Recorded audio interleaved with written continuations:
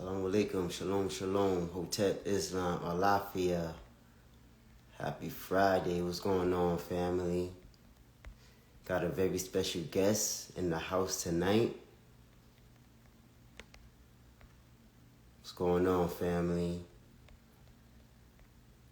Assalamu alaikum, shalom, shalom, Hotep, Islam, Alafia. You know, we all about the progression of African black people, indigenous people. That's what we about.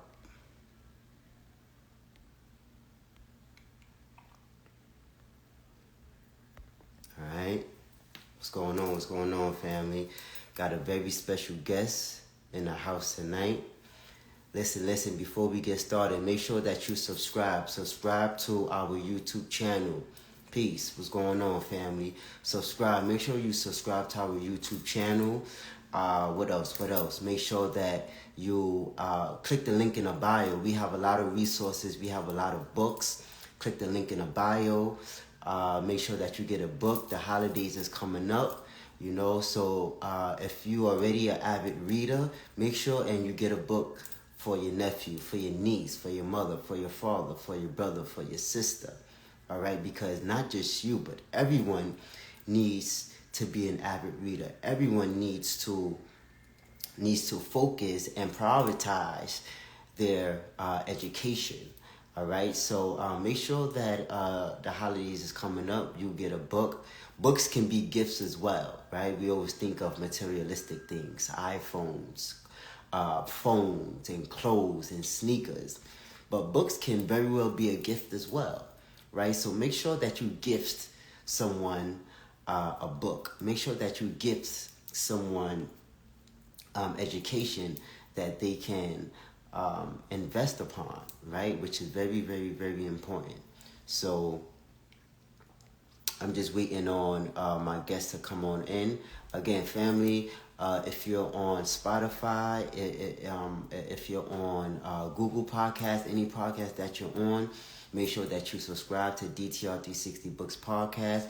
We have a whole host of interviews that we've done before. So make sure that you get acquainted with DTR 360 Books Podcast. All right. What else am I missing? Listen, the weekend is here, right? The weekend is here. If you're a parent, make sure that your child reads on the weekend. It's very important. Again, make sure that your child reads on the weekend. As a teacher, man, I see it. Definitely this past summer, right? And coming into the new school year, our children fell behind. Why? Because they did not take the time to read during the summer, right? Reading. We should implement reading as an everyday habit, right? Not only just when we have to, but when there's leisure time, we should be reading. If we're on a train, we should be reading. If we're on the bus, we should be reading. Before we go to bed, we should be reading. Not just because you're in college and you have to read a textbook is when you read. No, we should be reading on the weekends because we don't have to work. We should be reading on the weekend because we're doing laundry and our clothes is in a dryer. You understand? So we should be reading every day. Every day should be a part of our reading habit. Again, every day should be a part of our reading habit. Not just because we have to read, we're going to read. And this is what our children are growing accustomed to. Just because they're in school, they're going to read. No, they should be reading in school, yes. Also, they should be reading at home as well. Also, they should be reading at home as well. Also, they should be reading at the doctor's office when they're waiting for the doctor or the pediatrician.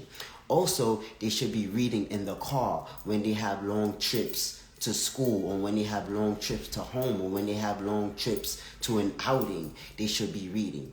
They should be reading at home. They should be reading every chance that they get, not only in school, but out of school as well, right? So we have to create a habit of daily reading. We have to create a habit of daily reading. It's very important and it's very imperative to develop the brain. It's very important to develop the mind. It's very important to develop thinking skills and critical thinking skills as well. If we don't read, we are falling behind. If we don't read as a people, we are falling behind. And I'm talking about our children in particularly, because the children are our future. So if the future, which is our children, are not interested in education, are not readers, then our future is not looking so bright. Our future is not looking so bright. Why? Because they're not readers, they're not developers, right? And so as they get older, they are falling behind. They are falling behind. Let me see. I don't see my guests. We're going to be talking about a lot. We're going to be talking about Africa. We're going to be talking about Islam. We're going to be talking about education as well. Let me see if I can add the brother in. Let me see if I can add the brother in real quick. Okay. All right. Assalamu alaikum. Wa alaikum assalam wa rahmatullahi wa ta'ala barakatuh. How you doing, man? Man, alhamdulillah. All is well, beloved. All is well. How about you? Alhamdulillah. All is well over here too. You know, busy, but good. Alhamdulillah. Indeed. Alhamdulillah. All right, man. So let's get into Hey, and I gotta get with you on your Kufi game, bro. Like it's Right. Well, I'm over here in New York, so New York, okay. New You know, I'm gonna Jersey. be in New York the 21st, the weekend of the 21st to the 24th. Doing Black Muslim lecture series at NYU. So Okay. we gonna have to connect. Yes, indeed. Send me the details. I'm gonna definitely have to show off for that. Will do, Habib. Will do. Yes. All right, man. So let's get into it. So before we get started, family, this is a brother of mine. We've known each other for a while now, man. Alhamdulillah, all praise is due to Allah. Very good brother. He's a professor, a teacher, an educator, like myself. And yeah, we're gonna get into Islam. We're gonna get into the whole African Black culture, spirituality. He actually studied in West Africa, Senegal, I believe. So Yes, sir. yeah, we're gonna definitely get into it. So, ladies and gentlemen, family, brothers and sisters, please help me present Professor Butch Ware. I'll even clap for myself because of that Yes. kind introduction. Appreciate it. MashaAllah. I don't have the sound effects right now, so we have to make do what we have. All good. All right, so let's get into it. So tell the people why you chose education. Why did you chose teaching as a profession? Man, it's a beautiful question. I guess the way that I would begin to answer the question is, first with some context, which is to say that, my father was, a locksmith with a 6th grade education. Felt like coming up, a lot of doors were closed to us, because of his lack of education and lack of opportunities in our lives. I never lived at the same street address for a calendar year until I was 9 years old. We were in and out of public housing, living with relatives, sometimes living in a car one time, for a certain amount of time at a battered women's shelter. And I felt like, no control over my environment, no, no way out, like it didn't look like it was any kind of way out. But I was always somebody, that was like passionate about learning, understanding, knowledge. One of the times that, that my father, God rest his soul, God forgive him, had laid hands on my mom. One of the conditions that she made before she let him back in the house, she said, you need to go take some adult education classes because your son is in 3rd grade and reads better than you. Wow. So I was just perceiving from a young age that, like, a lot of our struggles was due to the fact that, knowledge was something, that we had been systematically denied. so I was always bookish, always walking around, with my Yeah. nose, inside a book, trying to learn this thing or that. I was also an athlete, at the same time. And I think, being a jock kind of saved me from some of the beatings that would have come with being too much of a nerd, back in those days. Right. Because back in my day, I don't know what it was like in yours, but like when you walked around, I mean, this was in DC when I was first coming up, when you walked around with your, face in a book, people would accuse you of acting white. Yeah. Like All that being was a punk. that was Right. literally like how alienated, we were from a cultural standpoint, is we thought, that seeking knowledge was something that was for the other man, and Exactly. not for us. So, long story short, I had this passion about knowledge, and, would, I'd be running the streets as a kid, acting a plain fool, getting in a lot of trouble, playing sports, but also still bookish. Mm. And when I was 14, I read the autobiography of Malcolm X. Mm. When I read the autobiography of Malcolm X, a lot of things crystallized for me. A lot of things in my own past experience, my father's experience, a lot of them made sense. And I wanted what Malcolm had when he got to the end of that book. So I went to my school library the next day and checked out an English translation of the Quran. And I Mm. read that English translation of the Quran cover to cover in one night, the same way that I read autobiography of Malcolm X cover to cover in one night. Wow. And I knew I was Muslim. And, from that point in time, like, it definitely like accelerated. I knew that I had to look back to the motherland, because like Malcolm said, if a cat has kittens in an oven, you don't call them biscuits. He said, Africans having children in the New World doesn't make them Negroes. They still Africans. Right. So I understood that I had to look back to Africa if I was ever going to, discover what we were before this happened to us. And I knew that Islam was going to be, the spiritual key to unlocking a lot of those benefits. And in many ways, I just tried to pursue, knowledge as emancipatory the same way that Malcolm had. That's my role model in so many ways. Indeed, indeed. May Allah be pleased with Brother Malcolm. I mean, Yes, yes. El Haj Malik El Shabazz. yes, indeed. And which is major. So I would say that Malcolm X helped you to convert over to Islam. Is Absolutely. that correct? What other ways did Brother Malcolm help shape you as a man and in consciousness?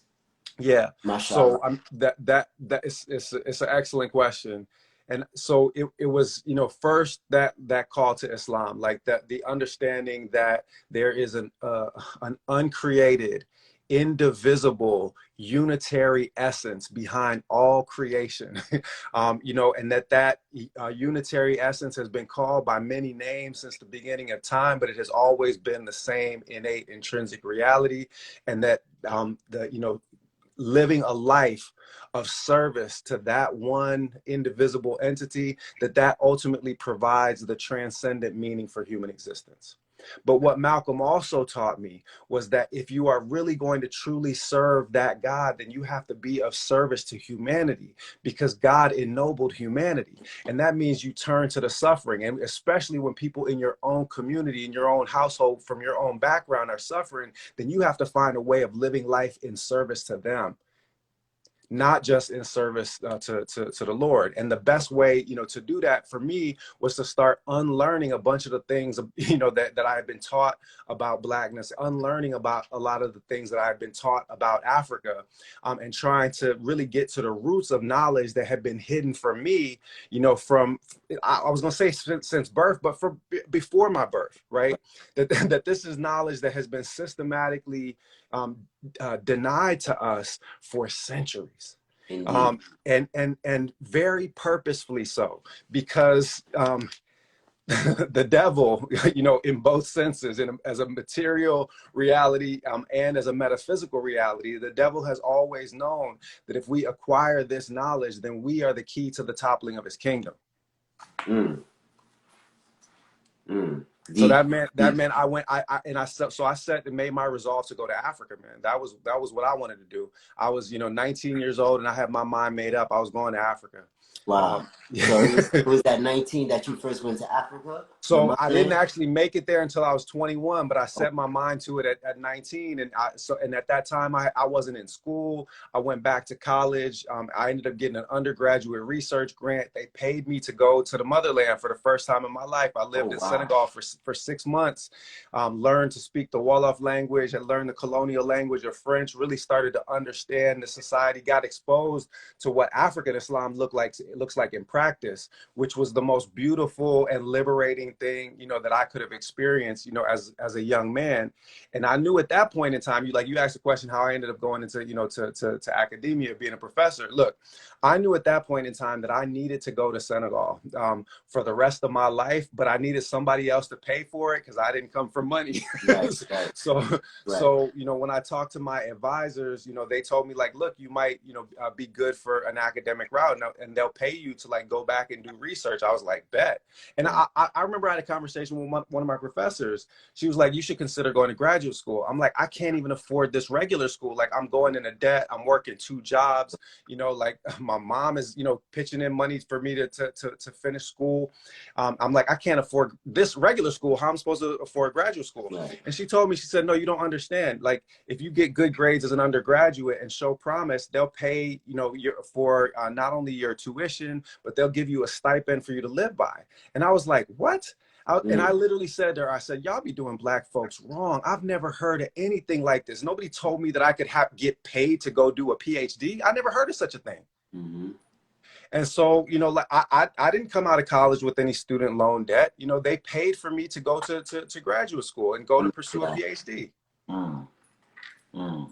And it was through a program at your school that you got connected to. So in my particular instance, it wasn't a study abroad program or anything Okay. like that. My professors had told me that they had what was called an undergraduate research grant. I was like, okay, well, what's an undergraduate research grant? They said, you write a proposal, and if they like the proposal, they'll give you money to go do your study. I'm like, okay. Mm-hmm. So I proposed to do a study of Sheikh Anta Diop's essentially his language and social policy in post-colonial Senegal. Sheikh Anta Diop, the great, father of modern Afrocentrism. I was interested in everything he had written about ancient Egypt and all that. But what I was most curious about at that point in time was the way that he was moving politically in the 50s, 60s, and into the 70s to try to get Senegal out of this colonial mind state. So I wrote this proposal. They gave me a check. I got an airplane ticket, and a brother was on his way to Senegal. And I was solo. I wasn't in a program. I didn't stay with a family. I lived on campus, and was there for 6 months. And I had to learn to speak Wolof because, like, if I didn't, I wasn't going to eat that day. so Wow. I got integrated into the society because I didn't really have a choice in the matter.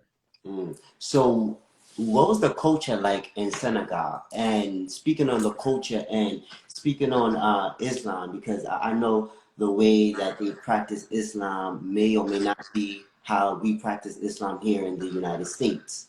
Yeah.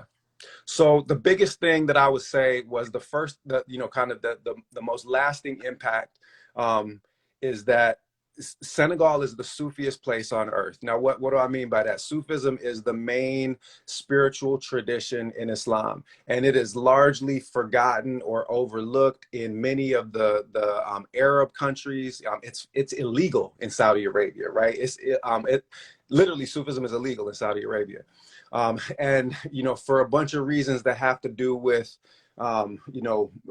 essentially imperialism and other things, Sufism has been largely excised from the expression of Islam in many parts of the Arabic speaking world. And in the North American Muslim context, it has just really in the past 15 or 20 years started to gain strength and move kind of into a publicly visible posture. In Senegal, 92% of the Muslim population self-identify with the Sufi tariqa, self-identify with the Sufi movement. Mm. So the whole practice of Islam is a spiritually infused practice of Islam. And I'll tell you a story about that. Yes, That sir. first trip when I was there, I was buying a pair of bootleg Air Jordans from a street vendor in downtown Dakar, right? and he had a picture of a sheikh, of a spiritual guide on a little chain around his neck. The man was Sheikh Ahmadu Bamba. I'll talk about him in a minute, but one of the great scholars of the 19th and 20th century. But I didn't know who it was at this time. But I seen his picture around in other places, and people were saying that he was this big, sheikh and this important person. And so while I'm waiting for them to go find my size of the sneakers, I'm like, why are you wearing this man's picture around your neck? You don't need a sheikh to enter into a relationship with Allah. Allah has a relationship with every single one of the believers. And I was giving him the whole, Salafi trip, right off of, jump.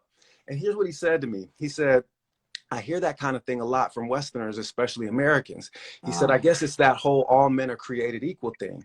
He said, and I guess that's cool to say that in your founding documents, but we all know it's not true. And then he said, take these Air Jordans. he said, you play basketball? I said, yeah. He said, well, if you practice your best at basketball, will you ever be as good at basketball as Michael Jordan? I said, nah. He said, okay. He said, you're a student? I said, yeah. He said, well, let's say you're a student of physics. If you work really hard, are you going to be as good at physics as Albert Einstein was? And I said, definitely not. And he said, and why is that? I said, because some people are given more innate talent for basketball and for physics than other people. He said, exactly. He said, so if it's so for athletic achievements or intellectual achievements, would it not be so for spiritual levels as well? And then he got to his point. He said, the people that have the most innate talent for spirituality, we call them prophets. The next group down below that, we call them awliya, the allies or friends of Allah. He said, this man that you see around my neck, he was one in that category. And anybody that's serious about going far with their religion follows behind somebody like that. He schooled me. Schooled me. And so here I am looking at this picture of this jet black West African scholar, Sheikh Ahmadu Bamba, who I later learned is the author of no less than 200 books in the Arabic language. Some of them collections of as many as 200 poems praising the Prophet Muhammad, peace be upon him. Some of those poems containing as many as 5,000 lines of verse. And he was writing in his third language when he was writing in classical Arabic. Wow. So here I was as a kid in DC with my, nose in a book thinking that, I'm acting white according to the society, where we've got jet black West African scholars that have been writing Arabic or the Wolof language or the Fulani language, or on the other side of the continent, the Swahili or Somali languages, using the Arabic script for centuries, writing books in multiple languages. Right. So that made it clear to me that, what we can do, what we can accomplish, what we can be when we are tapped into and through knowledge of self. Indeed. Talk about knowledge of self, right? Because just like you said, you growing up, and I seen this too in my hood growing up, we shun education, we shun reading books, we shun being smart, right? If you were smart, you wouldn't be in the quote unquote cool group. If you were smart, you were looked upon as being a punk, or as you said, being white, or even acting white. If we said certain things, if we said, certain words that they didn't know that was in a dictionary that you had to look up, you was a nerd, and so on and so forth. So why is knowledge of self? Because many people still don't have it, right? Many people still don't love to write books, or still don't love to read books. Why is knowledge of self such a hard thing to grasp, and such it's taboo? Yeah, in a sense. So the beginning of the answer to your question, in my view, lies in the revolutionary potential of knowledge of self. So if we go back to the transatlantic slave trade, that trauma that brings us into bondage in this quote unquote new world, even though it had people in it, what was systematically practiced by the slaveholding class was to try to break our connections with our past, break our connections with our identities, break our connections with the streams of knowledge that had nourished us. And the reason for that is that when you take knowledge of self away from a people, they become easily controllable, easily manipulable. You can make them into anything that you want them to be because they don't have another answer. They don't know who they are. So when you tell them who they are and that they are meant for slavery, that they are meant for bondage, that they are just simply biped animals that are meant just to work or to be controlled or to be policed or to be sexually objectified, then they're not going to have a basis for making an argument back against you. So you take that knowledge away from them so that you can turn them into what you want them to be. The truth of the matter is that Black nerds built the pyramids. Black nerds invented mathematics. Black nerds invented geometry. Black nerds wrote down God's words for the first time in hieroglyphs, because that's also what the Islamic tradition says, that Idris was the first of the prophets to teach by the pen, and he was an ancient Egyptian. So Black nerds were responsible for laying the foundation of what becomes philosophy, what becomes metaphysics, astronomy, mathematics.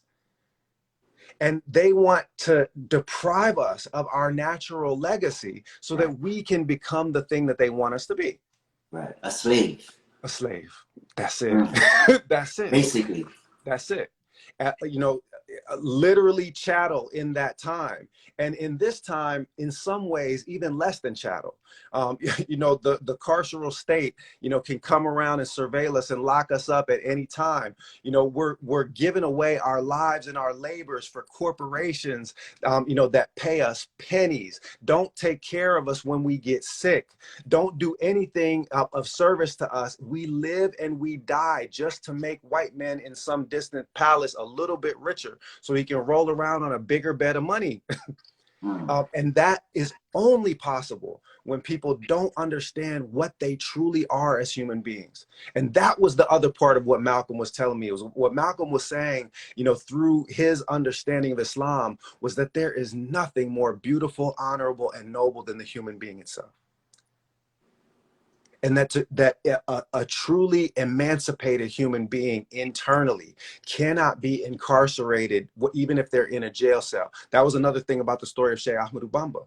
Sheikh Ahmadou Bamba was sent into exile for 7 years, 9 months by the French colonial state. He lived the last 25 years of his life under house arrest, and he still wrote all them books. Created a movement that brought 6 million people into it today, has given us lasting ethical, moral, spiritual, and social teachings that continue to animate community life throughout West Africa, and even for people like me here in the diaspora.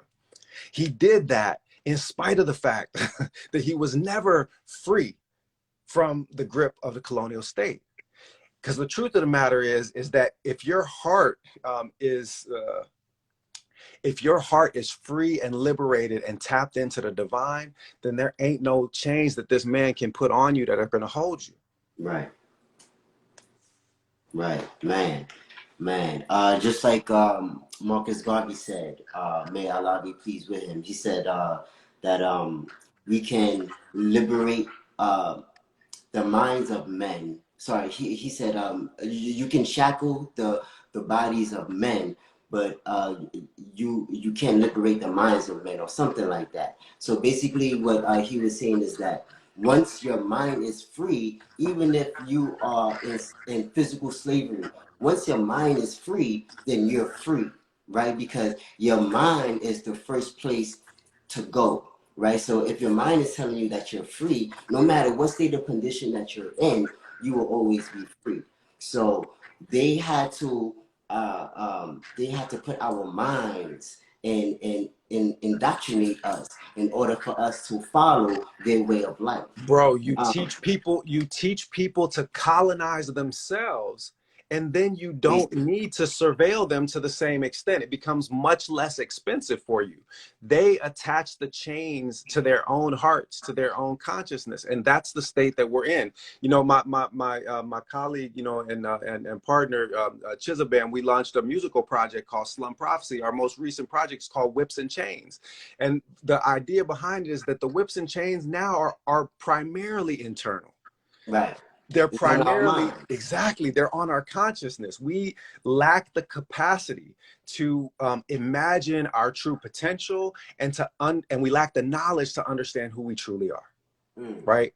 And because of that, because of our attachments to material things rather than to spiritual realities, we're easily manipulable. We're like rats chasing after cheese. Right. And we get ourselves locked up, we get ourselves shot up, we get ourselves doped up.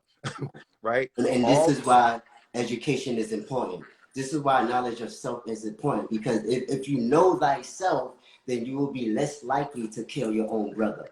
If you know thyself, you will be less likely to kill and to steal.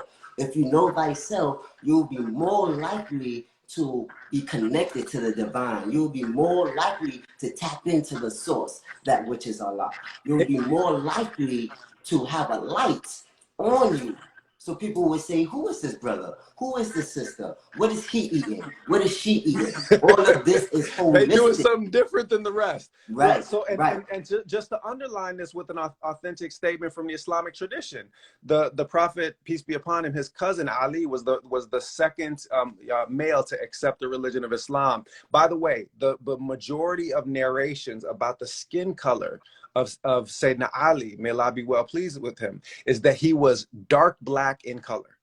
Okay. The majority of the descriptions of Ali that are authentic descriptions from that time period say that he was the same skin color as Bilal the Abyssinian. So just understand that many of the Arabs of that time, of the Prophet's own time, were what we would today understand as black people.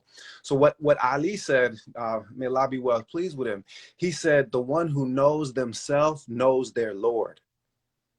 In other words, true knowledge of self, as you just said, takes you into knowledge of the divine.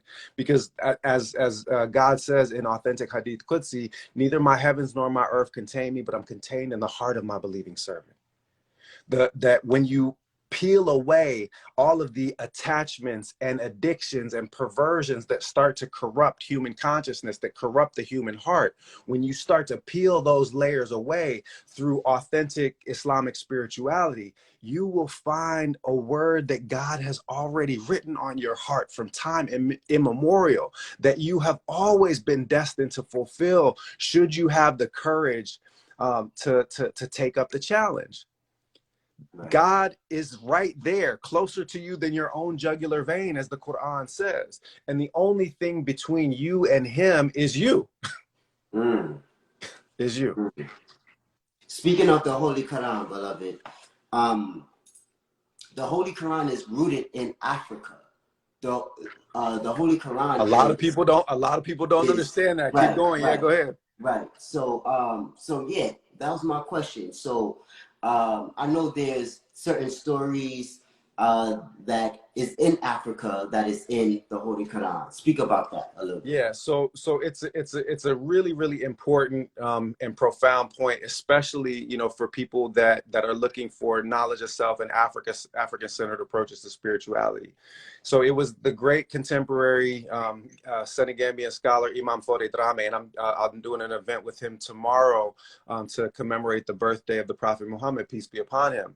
But he was the first person to point out to me. He said, you know, Bilal, he said, you know, he always uses my Muslim name when he addresses me. He said, Bilal, he said, you know, the majority of the stories in the Quran take place in Africa. And I couldn't believe that, having been an Afrocentric my whole adult life, having been a Muslim my whole adult life, that I had never made that connection. That I had never realized that the vast majority of the stories in the Quran have Black people as their central characters, their central figures, and most of them take place in Northeast Africa, in the ancient Nile Valley, or in the Horn of Africa, or in the space between the Horn of Africa and Southern Arabia. And that was also a predominantly Black population. People forget that they always talk about the lineage of the Arabs going back through Ismail, peace be upon him, which is true. The branch of the Arabs from which the Prophet, peace be upon him, are descended is known as the Adnani Arabs, and they come from one of the sons of Ismail. Ismail being the son of Hagar, who was an ancient Egyptian princess, and Ibrahim, who was a lighter-skinned inhabitant of the Near East. So from the beginning, the Arabs themselves are what we would think of as multiracial. Okay. today, which in contemporary parlance means black. let's be Right. blunt about that. Say that again. Wait, so you're saying that the Arabs in antiquity, meaning ancient times, were black, were African? Well, I'm not African in a geographic sense, but black in a phenotypic sense, and connected genetically to populations in Africa, because that's the other part of it, is that there's the lineage that is descended from Ibrahim and Hagar, but there were Arabs in the Arabian Peninsula before the marriage of Ibrahim and Hagar. They're what's usually referred to as the Qahtani Arabs. They're predominate in southern Arabia through Yemen into Oman, and right down to the present, full-blooded Qahtani Arabs are between my skin color and your skin color, not intermarried with Africans. That's just their natural skin color. Right. So that a lot of the ancient Arabs were people that we would today understand as black people, even when they weren't from continental Africa, because continental Africa was not the limit of the black world in that time. True. That's a construct that comes with modernity. You know, the Queen of Sheba was ruling over Southern Arabia from Ethiopia. Right. So, and we know that even up until the time of the Prophet's blessed birth in 570 CE, that Ethiopia ruled over the Arabian Peninsula. So the black world wasn't something that was geographically limited to Africa. So that's about the Prophet's own time. But then if you go back into the Quran itself, it's talking about the ancient Nile Valley, talking about Moses. The Prophet Muhammad, peace be upon him, said that Moses was Asmar Shadid al-Sumra or Adam Shadid al-Udma, both of which mean deep, dark brown in color, and that he had kinky hair. So Moses, black. Many of the children of Israel of that time, black. The inhabitants of the ancient Nile Valley, black. So all of these stories that the Quran is talking about, the vast majority of them involve black protagonists. We often ignore this because the Quran never mentions the skin color of anyone. Okay. Because God does not see skin color as a central defining feature of humanity. God says that he sees the hearts and the deeds. He's not concerned with skin color and hair texture. He's concerned about, what kind of man you are, what kind of woman you are, what kind of human being you are. So God doesn't mention skin color in the Quran, with one exception. The name Adam itself meant black in ancient Arabic.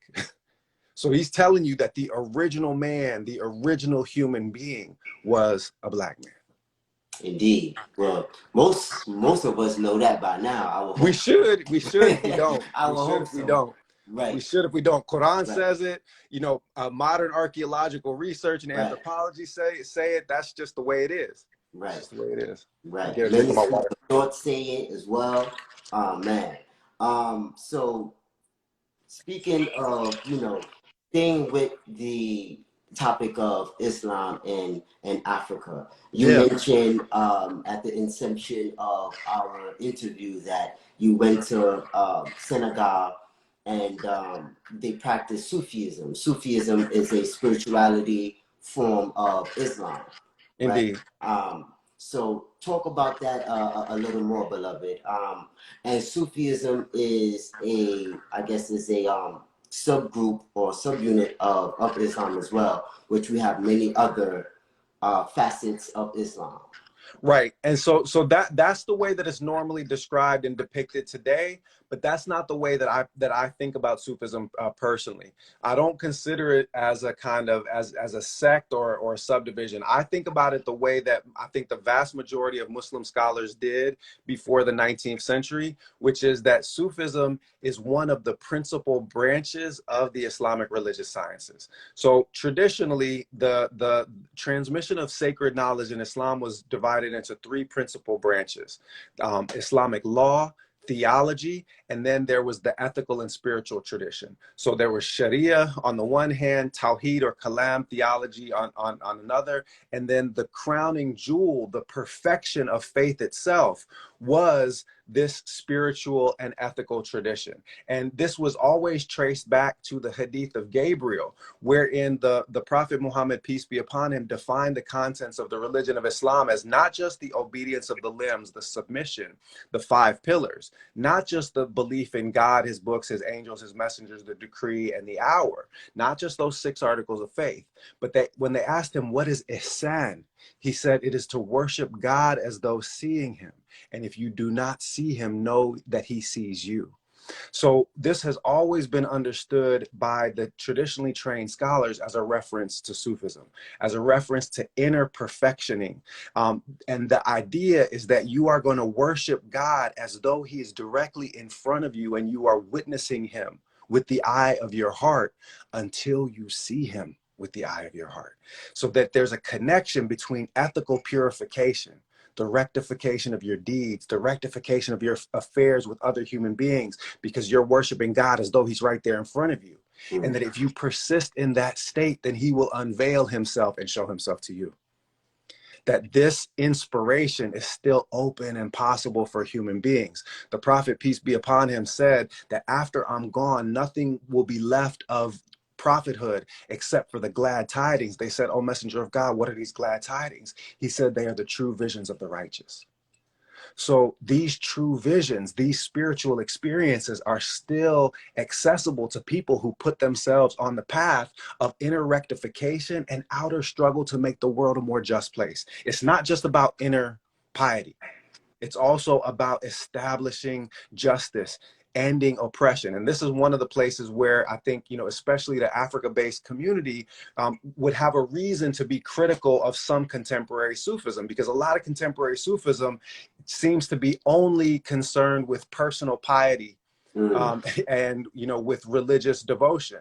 But true Sufism, people like Sheikh Ahmadu Bamba, they focused on transforming the society around them, making it into a more just place, and weren't afraid to spend 25 years under house arrest if that's what it took in order for them to establish that in the world. So real Sufism is a struggle for internal and external liberation. Right, both the internal and external. People Both. forget about that. People forget. Right. Indeed. So talk about so many of us don't know that Islam started in or began in Africa. And so how did it begin to spread from you know, Mecca all the way from Ethiopia to West Africa and so forth?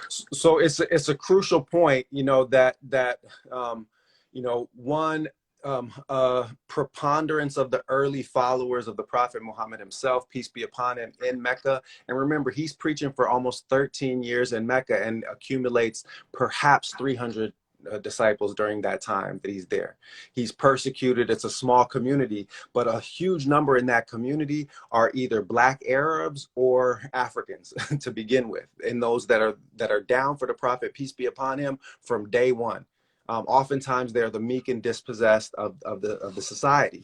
And when that they were facing literally, you know, political assassinations because of his teaching, he sent a group of his early followers in 615 CE and 616 CE to Ethiopia to seek protection at the court of a Black Christian Ethiopian king. And from that time, 615 and 616 CE, Islam was never absent from the African continent. So I often remind my students, and I'm teaching my Islam in Africa class at the university right now, that Islam is established in sub-Saharan Africa before it's even established in the Arabian Peninsula, before Islamic time even begins.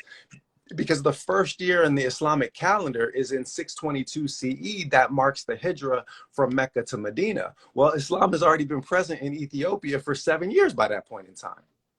So, and this is a really, really crucial point as well, because Islam doesn't arrive in Ethiopia through a military expansion nor through a conquest. Similarly, the Islam does not arrive anywhere in sub-Saharan Africa through a military expansion or conquest. Rather, it is merchants, traders, and scholars that spread Islam from North Africa into sub-Saharan Africa, and it is indigenous West Africans themselves who accept the religion, intermarry in in some cases with foreign scholars or foreign merchants, and create the basis of Black clerical communities that go to do the work of teaching the Quran, spreading Islamic spirituality through sub-Saharan Africa. And there was a very, very clear resonance between the metaphysical systems of African traditional religions, which themselves were closely connected to ancient Kemetic or ancient Egyptian metaphysical ideas, so that when Islam comes in, it's essentially bringing back something that has already been deeply rooted in African societies themselves. That the understanding of the relationship between the unseen world and the seen world that obtains in African traditional religions and that which obtains in Islam are all but identical. It's just that there's a purer expression of Tawheed, a purer expression of the oneness of God that comes with the Islamic revival. So now I want to talk about the similarities, as you mentioned, Ethiopia being a Christian state, the similarities between Christianity and Islam. But before we get to that point, this topic, of course, is a bit controversial, but it needs to be had, and it did exist with the Arab slave trade. And we did know that, and we do know that the Arabs at that time were Muslims. And this is why a lot of, Black people or people of African descent shy away from Islam because of this particular instinct that happened in history. Talk about the Arab slave trade. Why did it happen? And why did it leave such a stitch or a negative connotation on our people of today? Yeah. So the first thing that I'll say in response to this is that I'll talk about it and I'll answer the question now, but I've also written and published about this. So I've written about this in Cambridge World History of Slavery, Volume 3, Cambridge World History of Slavery, Volume 4, unpacking a lot of the misconceptions that are associated with the rise of the so-called Arab slave trade. So a few things to understand in the first place. Black people were never the majority of slaves in Muslim lands until the Atlantic slave trade era was fully underway. I'm going to repeat that again. Black people were never the largest group of enslaved people in Muslim societies until the Atlantic slave trade had already made the world awash in commercialized Black bodies. That's the first thing to understand, is that if you go into the earliest sources of enslaved populations in Egypt, and I'll just be blunt about this, the Arabs in those eras were equal opportunity offenders. They enslaved Eastern Europeans, they enslaved Western Europeans, people from the Caucasus region, people from South Asia, people from Africa.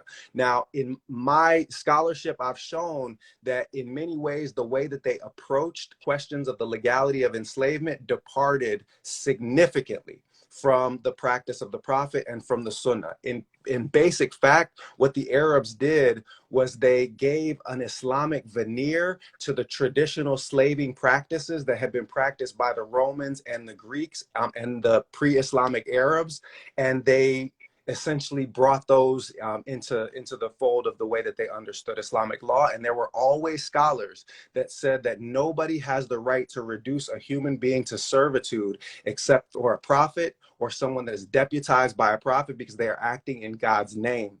And that can only happen under conditions of holy war that are declared by some such person. So there were always scholars that resisted the idea that enslavement was possible beyond the mandate of people who were directly deputized by God to do so. But to get to answer your question, Arabs were overlooking all of that because they were interested in cash. They were interested in markets. They were interested in marketing human beings, whether they were Black, brown, red, white. The largest initial enslaving activities of the Arabs in Africa was not with sub-Saharan Africans. It was with Berbers. And the expansion of the Arab conquest in the 7th, 8th, 9th century CE across North Africa brought hundreds of thousands of Berbers into bondage. So it wasn't a racialized slavery. It was one that they justified with respect to religious difference.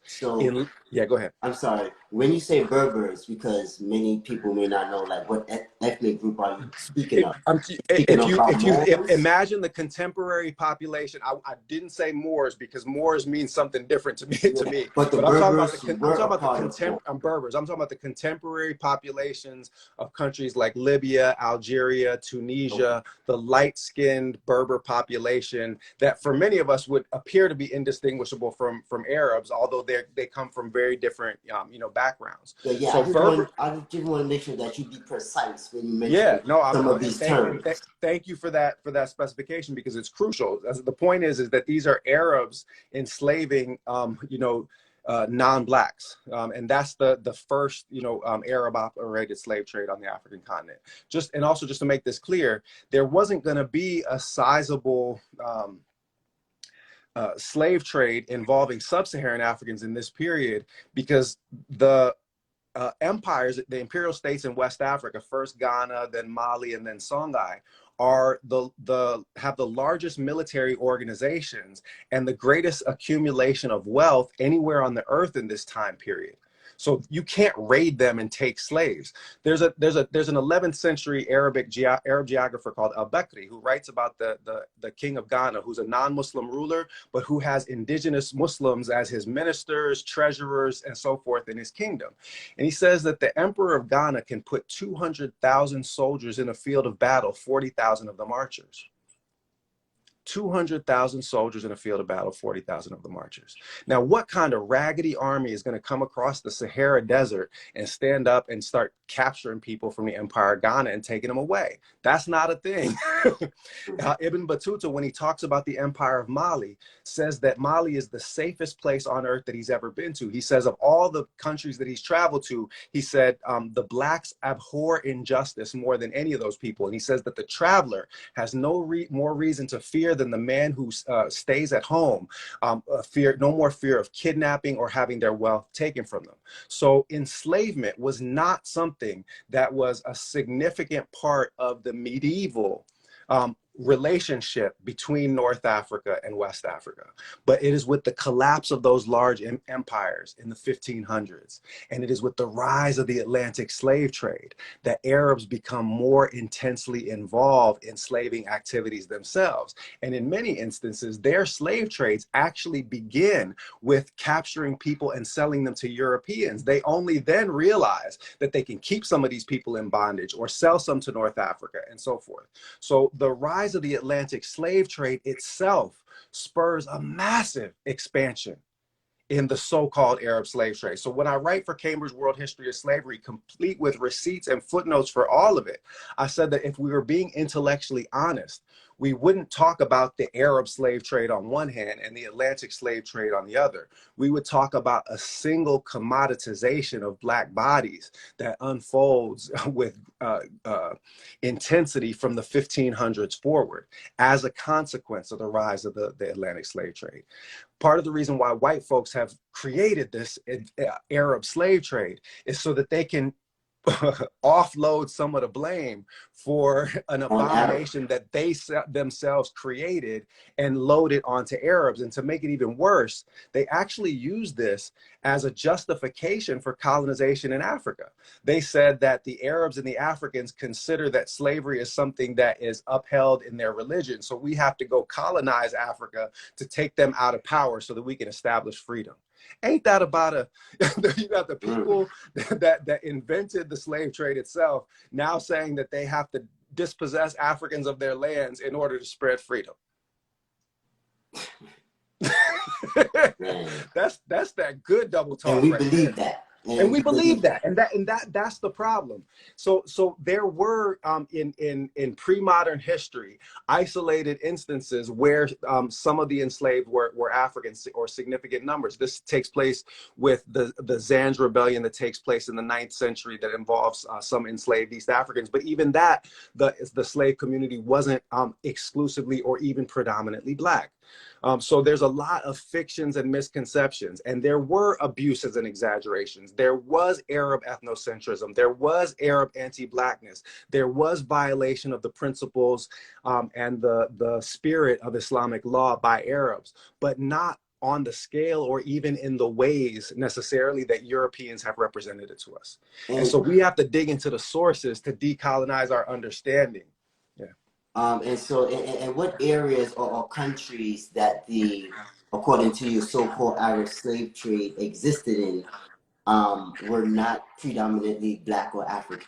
What were So those? I'll give you a perfect example. The center of the 18th and 19th century Arab slave trade was the island of Zanzibar. In East Africa, Swahili coast, off the coast of Tanzania. Massive slave trade operated there.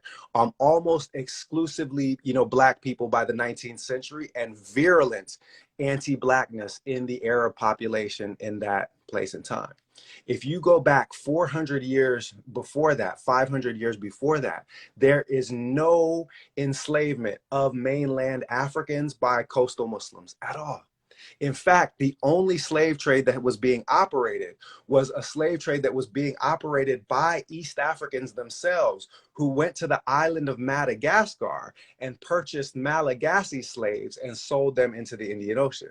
And on the basis of that trade, the Portuguese first started with the purchase of enslaved people there. Then they started raiding for slaves on the mainland. Then they integrated it into all one East African trade. And then the Omanis came and took that. They basically just jacked their slave trade from them, established their capital in Zanzibar, and ran the biggest slave trade in the Indian Ocean for the 18th and 19th century. Well, that slave trade in and of itself was an artifact of European activity. Wow. So you're saying that the European transatlantic slave trade and the so-called Arab slave trade was operating at the same time?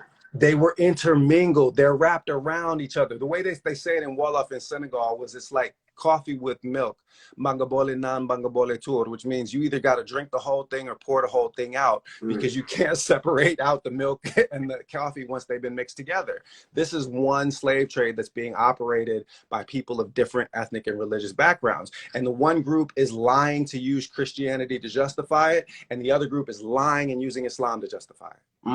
Have you seen The Woman King, the movie? Yeah, I saw The Woman King. I love The Woman King. Yeah. I love The Woman King. And so we had the Dahomey tribe and the Dahomey king, who was heavily in the transatlantic slave trade, selling off its own people to Europeans. So it was, as you mentioned, everyone, Arabs, African kings, Europeans, everyone it's deeper than that, though. It's even deeper than that, because one of the things, so there were some complaints. People said, well, this isn't historically accurate. Dahomey didn't resist the slave trade. They participated in the slave trade, which is true. In periods, Dahomey did participate in the slave trade, but there were multiple kings of Dahomey that actually tried to withdraw from the slave trade in its entirety, which takes us to a crucial point, is that what is constituting African participation in the slave trade? So I'll give you a perfect example.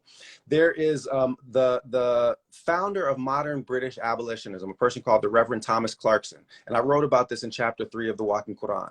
He said that the sum and substance of European policy in Africa is to turn African kings into wolves instead of shepherds amongst their people. So now, how does this happen? You starve the shepherds and you feed the wolves. As a historian of West Africa, I can show you time and time again that West African movements, Muslim and non-Muslim, try to withdraw from participation in the Atlantic slave trade. But when that happens, Europeans arm opponents to those movements. They arm the wolves and turn them against the shepherds, so that the Europeans will have trading partners in place that are willing to trade with them. And many times, the way that African kingdoms get involved in quote unquote participation in the slave trade in the first place is that they're trying to find ways to arm themselves against other populations that are coming to raid them. Because one of the principal goods that was traded in exchange for captives in Africa was firearms. So when you got neighboring kingdoms that are loading up on guns and using those guns to come and kidnap your people and sell them away into slavery, how are you going to resist that? You better hurry up and go get some guns. Well, how are you going to get guns? The only thing that the Europeans will accept in exchange for guns is captives. So now you have to enslave some other people in order to keep your people from being enslaved. It's a classic prisoner's dilemma. The one who plays by the rules gets shanked. Yeah. So everybody instead ends up sharpening toothbrushes. And when they talk about African participation in the trade, they're overlooking the fact that European demand and guns and conditioning of active trading partners is the thing that is conditioning the functioning of the whole system itself. They're getting rich and holding the bag the whole time, and they're handing guns to warlords who are willing to participate in the trade and to take out people who are trying to opt out of the trade for moral, ethical, or even just political and economic reasons, because the slave trade is an unstable basis for political organization. It leads to chaos. Walter Rodney, the great Guyanese historian of Africa, said, when you study the effects of the slave trade in African society, you realize you are not studying the effects of trade at all. You are studying the effects of social trauma on an unprecedented scale. Mm. That indeed affect our traumatic experience, and we're still suffering. We're still suffering trauma from back in slavery days. No not doubt. even in the U.S. We're not even talking about the U.S. We're I'm talking talking about about in Africa. Africa. I'm talking about Yes, continental Africa. in Africa. Don't Right. listen and look. I'm you know what's the term, the silly term that they use now? ADOS, African descendant of slave, right? That's me. I come from America, and I'll be the first person to tell you that no one has suffered graver political or economic consequences of the Atlantic slave trade than Africans themselves. Yes. And Africans didn't choose this any more than we did. Europeans cultivated corrupt trading partners and armed them and inflicted them on African society. It's called manipulation. Of They course manipulated us into trading other tribes, right? Yeah. But again, that was on us having tribal warfare, right? But again, it is what it is. We're here, we're trying to spread information, and we're trying to, because I believe we're still in slavery. We're still in psychological slavery. We're No still doubt. in political slavery, right? No doubt. So we're still trying to get out of that slavery and be sovereign, be independent, holistically. Yep. So speaking on, going back to my point previously, Christianity and Ethiopia, what are the similarities between Christianity and Islam? So it's a crucial point. People often forget, that the person most responsible for giving state patronage and really assuring the survival of the Muslim community in its early days is a Black Christian Abyssinian king. The Ethiopians were the most powerful, Red Sea political entity, most powerful economic entity in the time before the rise of Islam. The Prophet, peace be upon him, the last wife that he marries is also an African Christian woman. Mariam the Copt, who comes from Egypt, and he, peace be upon him, they recorded his tears when the child that they had together, Ibrahim, passed away in infancy. And I just want to point to the completion of a circle, right? The Arabs come into being with a union between a lighter-skinned Middle Eastern man, Ibrahim, and an African woman from the Nile Valley, Hagar. And prophethood is closed amongst them with the Prophet Muhammad, peace be upon him, his final marriage to a woman from that same Nile Valley. And they have a son, and they name that son Ibrahim.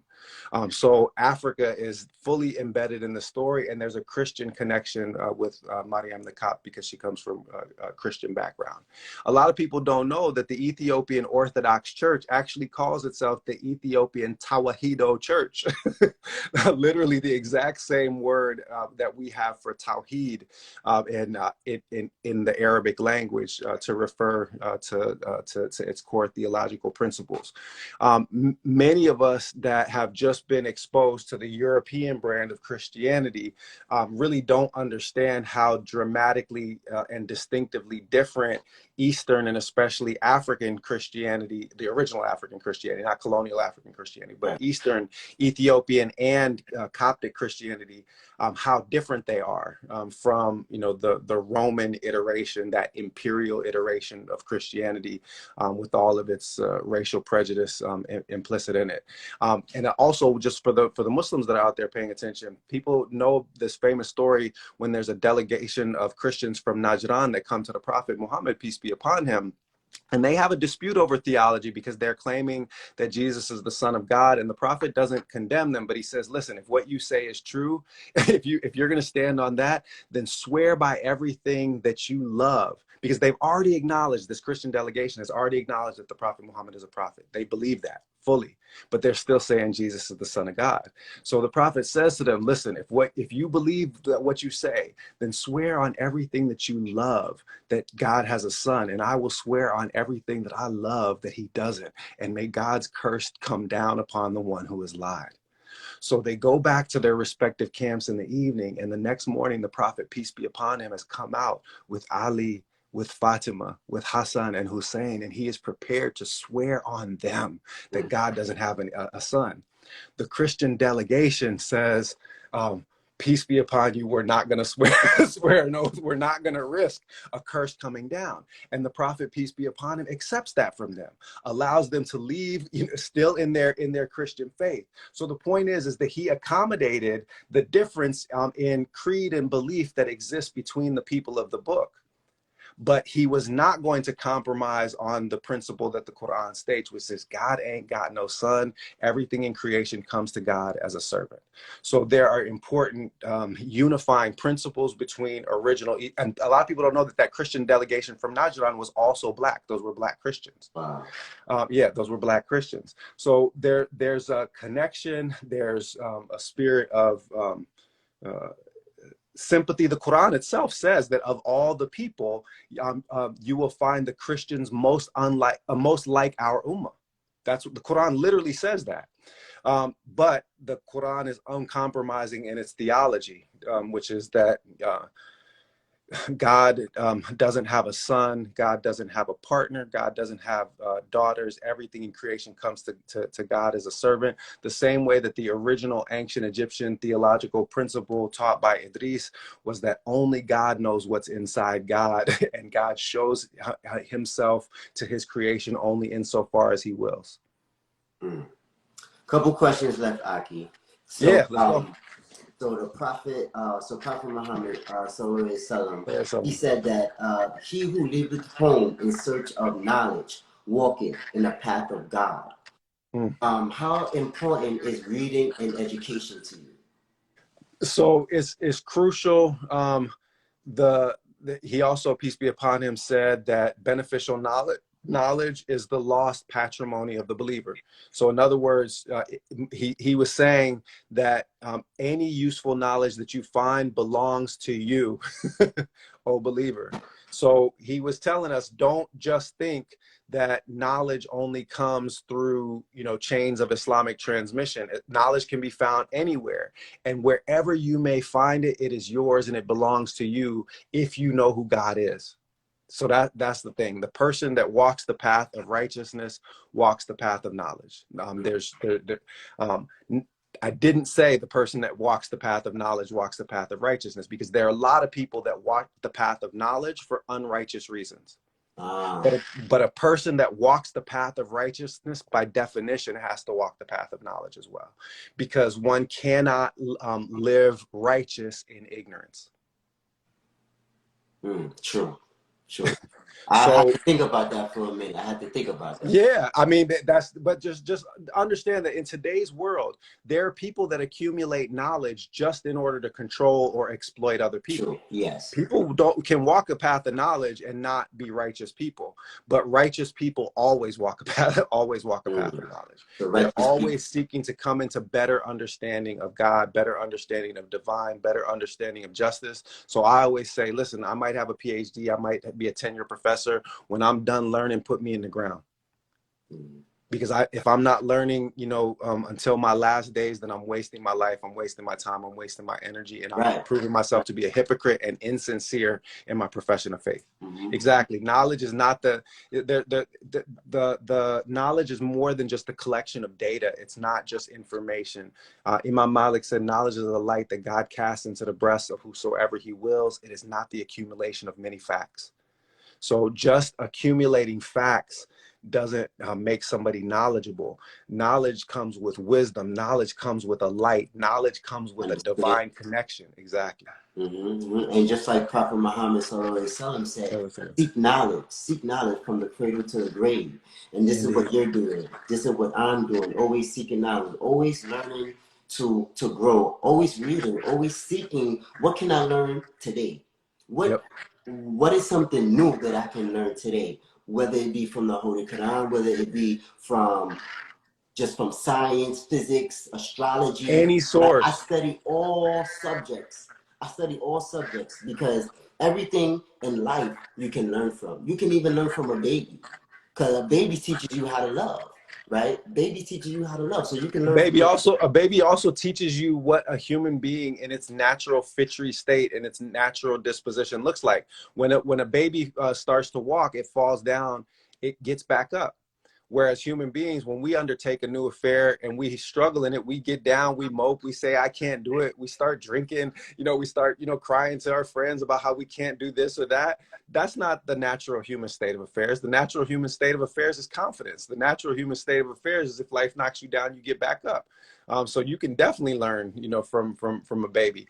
One of my mentors, when I was, you know, kind of first coming into knowledge of self, he was a professor at one of the universities back. I was living in Minneapolis at the time. His name's Mahmoud El-Kati, and he said, Butch, who learns more in a conversation between a wise man and a fool? And I was like, the fool? He's like, nah. He said, it's the wise man. He said, a fool is a fool because he doesn't learn anything from any interaction that he gets into. And a wise man becomes a wise man by learning something from every situation. yeah. That's it. You can always learn from something. You right? can always learn. And, You can learn what to do. You can learn what not to do. And a man or woman who thinks he or she knows everything actually knows nothing at all. Nothing. You can't fill a cup that's already full. Imam Malik, may Allah be well pleased with him, have mercy on him. He was once posed a set of questions, you know, theological and legal questions, 26 questions. He responded, La adri, which means I don't know, or I don't have a grasp of this, to all but 9 of them. He was the most knowledgeable person in the religion on the face of the earth, you know, in his own time, you know, according to many people. And 26 questions, he only answered 9. The rest of them, he said, I don't know. And he was reproached for this. And he said, knowledge begins. The beginning of knowledge is to say, I do not know. Right. The beginning of knowledge is to say, I do not know. Which one of the 99 names of Allah resonates with you the most, Aki? I'll say certainly it's the name. Well, okay, as a teacher, it's Ar-Rahman, the most merciful, the one that is comprehensive in mercy. That God's overwhelming comprehensive attribute is his mercy. Oftentimes the 99 names are in pairs of names of majesty and power and names of beauty. The bringer of life, the giver of life, the bringer of death, right? That they're the opposition between the power and the mercy, but you'll note the compassion. But you'll notice that God's name Ar-Rahman is almost always paired with another name of mercy, Ar-Rahim, because God is never the opposite of merciful. The name that stands in for God's proper name most frequently in the Quran is Ar-Rahman. Ar-Rahman. So for me, that comprehensive mercy is, you know, the door to understanding of God. And I would say for me personally, the name that I most prefer, you know, in litanies and so forth after that is the name Ya Kafi, which you won't find on all of the charts of 99 names, but on some of them. And Ya Kafi means that which is sufficient, that which suffices us. God is sufficient for us. God suffices us, suffices our needs, fulfills our needs, because nothing else can and nothing else will. The hole that is inside us cannot be filled except for by God. And I also am drawn to the fact that each letter in the Arabic alphabet has a numerological value that actually goes back to their ancient Egyptian hieroglyphic numerological values as well, because every letter in the Arabic alphabet originally comes from ancient Egyptian. So the letters in the name Ya Kafi add up to 111 numerologically. So it's just 111, 111. Yeah. So the name Ya Kafi is one that resonates with me very much. Alhamdulillah. Any last words before we depart? I'll say one, which is that well, I'll say two. The first is for all of the melanated folks, for all of the black folks, for all of the black Arabs, for all of the dark skinned people, understand that this religion, this book is for you too, and don't hesitate to give expression to it in ways that are meaningful for you and in your cultural context. The Quran, God says, never did we send a messenger except in the language of their people. And that means that if you want to give life to the timeless message, then you have to speak the language of the people. That's why I've gotten involved in, cultural expression, hip hop, starting Slum Prophecy, and trying to speak the language of the people when we communicate this message. So that's number one. Do not hesitate to be you, to be authentically black, and to be authentically Muslim at the same time. Those things are not mutually incompatible, and don't let any Arab chauvinist tell you otherwise ever. That's number one. Number two, tomorrow night, we're going to be celebrating the birth of the Prophet Muhammad, peace be upon him. All of those jet black African scholars, people of knowledge like Sheikh Ahmadu Bamba, Sheikh Ibrahim Yas, Sheikh Hassan Sise, may God be pleased with them all. They honored the birth of the Prophet, peace be upon him. It was a central part of their devotional activities. Ahmadu Bamba wrote countless poems praising the Prophet Muhammad, peace be upon him, because this was a way into understanding and perceiving inner spiritual realities, moving to another station in your spiritual development. So if you haven't yet been part of a gathering where we celebrate the life and the teachings of the Prophet Muhammad, peace be upon him, then tune in and check us out next night. Tomorrow night we'll be online, inshallah. It will be on your live tomorrow night. There's a Zoom link on my feed and in my story. I think it's just tinyurl.com/Imam Fode, because it's Imam Fode Drame is the one that's organizing this Maulid. For me, perhaps the greatest contemporary African Muslim scholar, brilliant. So definitely check that out. And on the cultural side, follow us over at Slum Prophecy as well. Awesome. And your social media outlets, where can people get in contact? At Butch Ware on Instagram, and at Slum Prophecy for our music and cultural page. Awesome. And you're also an author, correct? So where can people get your book and your essays? The Walking Qu'ran, you can order direct from University of North Carolina Press. Jihad of the Pen is easiest to find on Amazon, and published in a number of environments. You can also, if you check me out on Instagram, you can join our mighty networks. We actually have our own proprietary Facebook-like feed where we include a lot of content, articles, and other stuff like that. So follow at Butch Ware. Awesome, indeed. Well, thank you, beloved. Thank you so much for giving us your knowledge, wisdom, and understanding on Islam and Africa.